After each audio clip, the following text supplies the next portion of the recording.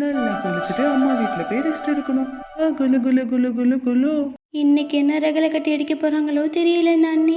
ஏன் கோமதி ரொம்ப சோகமா வர, என்ன ஆச்சு? ஏன் உங்களுக்கு தெரியாதா, இன்னைக்கு அண்ணி நம்ம வீட்டுக்கு வராங்க. போன தடவை வந்து என்னென்ன பண்ணாங்க ஞாபகம் இருக்குல்ல, இந்த தடவை என்ன பண்ண போறாங்களோ தெரியல. அதை நினச்சி தான் கவலையா இருக்கேன்.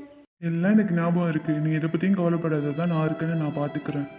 நீங்க இருந்தா மட்டும் என்ன ஆக போகுது? அத்தை அவங்களுக்கு தான் சாதகமா பேசுவாங்க. இருக்குன்னு சொல்லிட்டேன், நீ எதை பத்தியும் கவலைப்படாம வா. நல்லா இருக்கீங்களா அண்ணி? எப்போ அண்ணி வந்தீங்க? பிச்சைக்கார நாய் நீ எப்படி ஏன் மேல தொடலாம், அதுவும் காஸ்ட்லி ட்ரெஸ். நான் மன்னிச்சிடுங்க அண்ணி, தெரியாம தொட்டுட்டேன். மன்னிப்பை தூக்கி குப்பையில போடு. இப்போ உடனே போய் நான் உன்னை பத்தி எங்க அம்மா கிட்ட போட்டு கொடுக்குறேன். அத்தை கிட்ட சொல்லாதீங்க அண்ணி, அத்தை ரொம்ப கோவப்படுவாங்க. அந்த பிச்சைக்காரிட்டே கேளு. எதுவுமே பண்ணல அத்தை. அண்ணி நல்லா இருக்காங்களான்ட்டு தான் விசாரிச்சேன். தெரியாம கை அவங்க மேல பட்டுருச்சு அத்தை. அதுக்காக தான் இவ்வளோ கோவப்படுறாங்க. என்ன தெரியாம தொட்டியா? அவ போட்டிருக்க ட்ரெஸ்ஸோட விலை எவ்வளவு தெரியுமா? அவ போட்டிருக்க நகையோட விலை எவ்வளவு தெரியுமா? திருடுறதுக்காக பண்ணியா? என்னத்தை இப்படியெல்லாம் சொல்றீங்க? நான் போய் அண்ணியோட நகையை திருடுவேனா? உன்னெல்லாம் நம்ப முடியாது, செஞ்சாலும் செய்வேன். எனக்கு என்ன தண்டனை கொடுக்கணும்னு எனக்கு தெரியும். நீ கூட வா.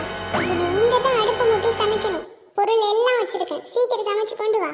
கரெக்டாக 1 ஹவர்ல என் டைனிங் டேபிளில் சாப்பாடு இருக்கணும். கடவுளே, காசு பணம் இல்லாத பொண்ணு தேடி தேடி வந்து கல்யாணம் பண்ணிக்கிறாங்க. ஆனால் கல்யாணம் ஆனதுக்கு அப்புறம் பிச்சைக்காரின்னு சொல்லி கேவலப்படுத்துறாங்க. இந்த அத்தையும் அண்ணியும் எப்போதான் மாறுவாங்களோ தெரியல.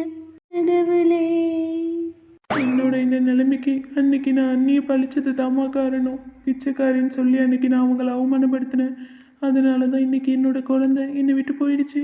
அதை நினைச்சுதான் இப்ப நானும் கவலைப்பட்டுட்டு இருக்கேன். அண்ணி நீங்க இதை நினைச்சு கவலைப்படாதீங்க அண்ணி. கடவுள் உங்களுக்கு இன்னொரு குழந்தைய கண்டிப்பா கொடுப்பாரு. என்ன மன்னிச்சுனாங்க அண்ணி. உங்களை நான் படுத்தின பாடுக்கு தான் கடவுள் இன்னைக்கு என்கிட்டேன்னு என்னோட சந்தோஷத்தையே பறிச்சுட்டாரு. நீங்க என்ன மன்னிச்சாதான் என்னோட வாழ்க்கையில நான் மேலும் மேலும் சந்தோஷமா இருக்க முடியும். மன்னிப்புன்னு பெரிய வார்த்தைலாம் சொல்லாதீங்க அண்ணி. நான் எப்போவுமே உங்க மேலே இன்னைக்கும் கோவப்பட்டதே கிடையாது. உங்களுக்கு இருக்கிற பெரிய மனசு அன்னைக்கு எனக்கு இல்லாம போயிடுச்சு. என்ன மன்னிச்சிரு மருமகளே. உன்னை நான் அன்னைக்கு எவ்வளவு கொடுமை பண்ணேன். ஆனா அதோட வலிய வேதனை எனக்கு இன்னைக்கு தான் புரியுது. மன்னிப்பெல்லாம் நீங்கள் கேட்க வேணாம் அத்தை. குடும்பத்தில் 1008 பிரச்சனை வரும்னு எங்கள் அம்மா சொல்லியிருக்காங்க. எல்லாரையும் அனுசரித்து வாழணுங்கிறது எனக்கு தெரியும்.